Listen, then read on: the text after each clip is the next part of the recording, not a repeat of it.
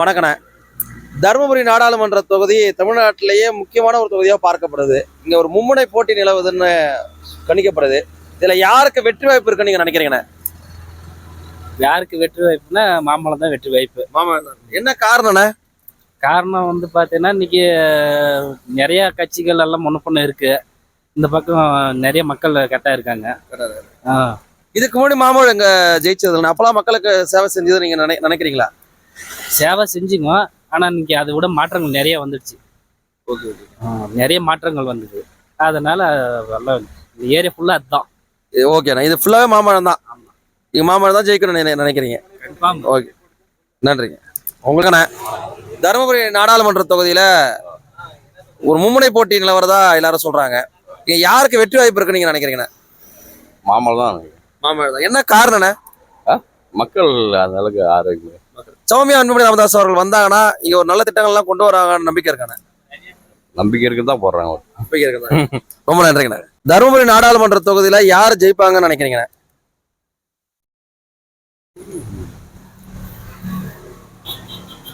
திமுகவா, அதிமுகவா, பாமகவா?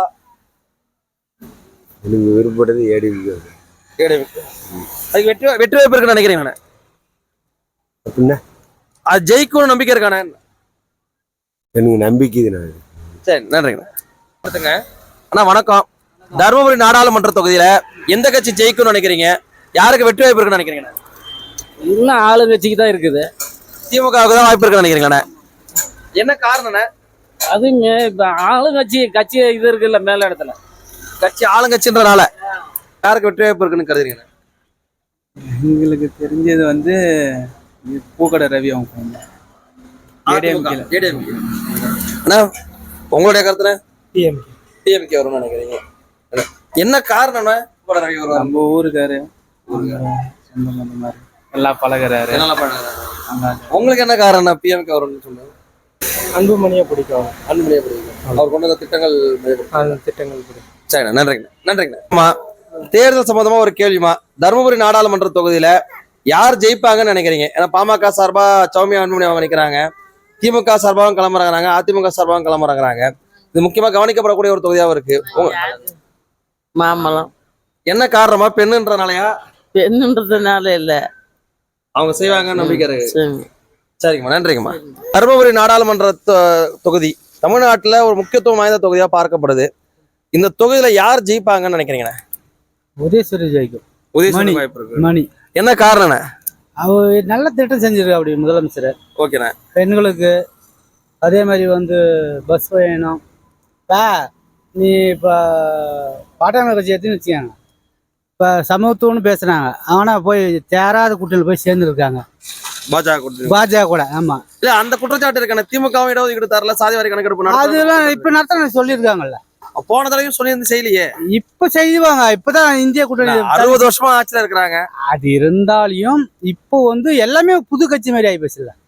இப்ப காங்கிரஸ் எல்லாம் 150 வருஷம் கட்சி இருந்தாலும் வந்து காங்கிரஸ் தோக்க வச்சிருக்காங்க, ஜெயிக்க வச்சிருக்காங்க. அதெல்லாம் ஒண்ணு. அதே மாதிரி திமுகவும் தோக்க வச்சிருக்காங்க. இதுக்கு முன்னாடி எடப்பாடி நீங்க எடுத்துக்காங்க, என்ன பிரயோஜனம்? ஓகேண்ணா. எடப்பாடி வந்து எந்த விஷயத்துமே பிரயோஜனம். இதுக்கு முன்னாடி இருந்த திமுக வேட்பாளர் இன்னார்ல செந்தில், அவர் நல்லா செஞ்சாருங்க, நல்ல திட்டங்கள். நம்ம பக்கம் தான் குண்டல்பட்டி தான் நம்ம ஏரியா. ஓகேண்ணா. அவர் ஓரளவுக்கு நல்லா செஞ்சிருக்காரு. அப்படியான அவர் திரும்பி வாய்ப்பு கொடுக்கல? இல்ல, புது ஆளுங்களுக்கு வாய்ப்பு. புது ஆளுங்களுக்கு வாய்ப்பு பல இடங்கள்ல திரும்பி கொடுத்துருக்காங்க. துரைமுருகன் பையனுக்கு திரும்பி வாய்ப்பு கொடுத்துருக்காங்க. எல்லாரும் கொடுத்துருக்காங்க. இப்ப அது வந்து நம்ம மேல பேசுறதுக்கு நமக்கு. உங்களுடைய ஓட்டத்தை தருமபுரி நாடாளுமன்ற தொகுதியில யார் ஜெயிப்பாங்கன்னு நினைக்கிறீங்க? இந்த தொகுதியில இருக்கக்கூடிய குறைகள் என்ன? குறைகள்லாம் எங்களுக்கு தெரியல சார். நாங்கள் உழைக்கிறோம், நீங்க உழைக்கிறீங்க, நீங்க நல்லா இருக்கிறீங்க. இந்த தொகுதியில யார் ஜெயிப்பாங்கன்னு நினைக்கிறீங்க? கணிக்க முடியலையா? தெரியல. கணிக்க முடியல. 3 பேர் போட்டி. 3 பேர் போட்டி இருக்கு. சரிண்ணா, நன்றிங்கண்ணா. ஓகே, வணக்கங்க ஐயா. தருமபுரி நாடாளுமன்ற தொகுதியில யார் ஜெயிப்பாங்கன்னு நினைக்கிறீங்க ஐயா? நான் சொல்ல முடியாது யாருன்னு. எல்லாம் டப்பா தான் இருக்கு. 3 பேருமே கடினமா இருக்குங்களா ஐயா? டிஎம்கேவுக்கு அதிகமா வாய்ப்பு இருக்கு. ஆனா அப்படியே உட்காருங்க. ஆனா தருமபுரி நாடாளுமன்ற தொகுதியில யாருக்கு வெற்றி வாய்ப்பு அதிகமா இருக்குன்னு நீங்க நினைக்கிறீங்கண்ணே? நம்ம மாமலை தான் நினைக்கிறோம். பாமக தான். என்ன காரணம்ண்ணே?